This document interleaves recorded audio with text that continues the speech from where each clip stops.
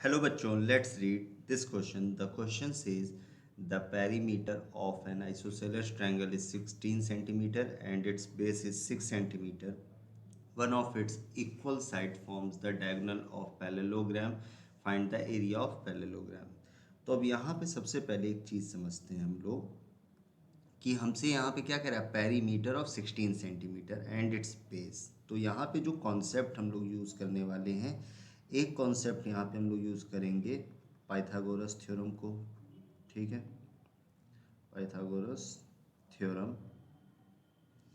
And जो दूसरा concept यहाँ पे यूज़ करेंगे वो यूज़ करेंगे एरिया ऑफ पैरेललोग्राम को। ठीक है,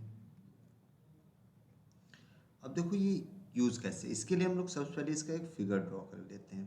देखो यहाँ पे हमसे कह रहा है ट्रायंगल कैसा है, आइसोसेलेस है, तो कुछ ऐसा दिख रहा होगा वो। ठीक है, इसका नाम दे देते हैं ए बी सी। ठीक है, अब मान लेते हैं ये जो बी सी है अनइक्वल साइड है एंड ए बी एंड ए सी क्या है, इक्वल साइड है। तो कह रहा है कि जो इक्वल साइड है वो क्या करता है, डायगोनल फॉर्म करता है। मतलब ये जो ए सी है हमारा, ये डायगोनल फॉर्म कर रहा है। तो अगर इसको देखो कुछ ऐसे बढ़ा दें, ठीक है, ये कुछ ऐसे कर दें, तो ये डायगोनल हो गया हमारे पैरेललोग्राम का, और यहाँ पे नाम आ जाएगा डी आ जाएगा। ठीक है, अब एक बात समझो, एरिया ऑफ पैरेललोग्राम।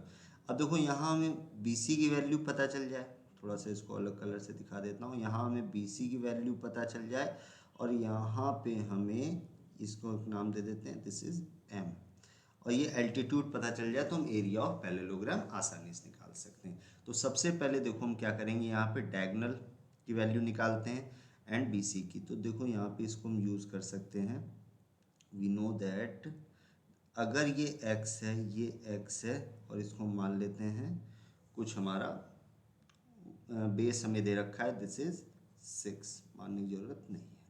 तो देखो यहाँ से इस चीज़ को, दिस इज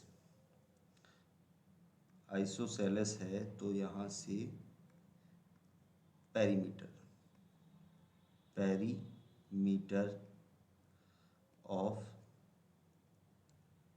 आइसोसेलेस ट्रायंगल, ये क्या हो जाएगा, A B plus A C plus B C.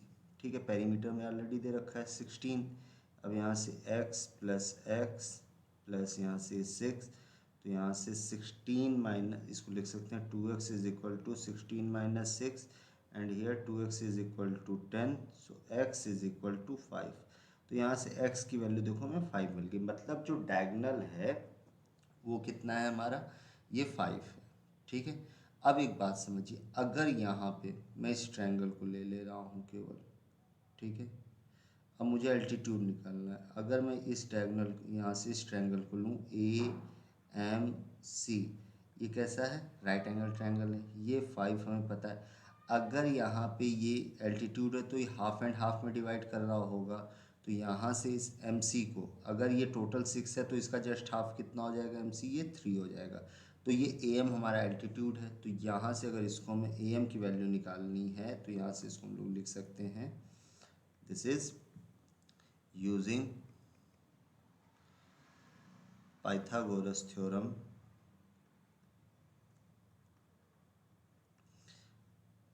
In right angle triangle A M C.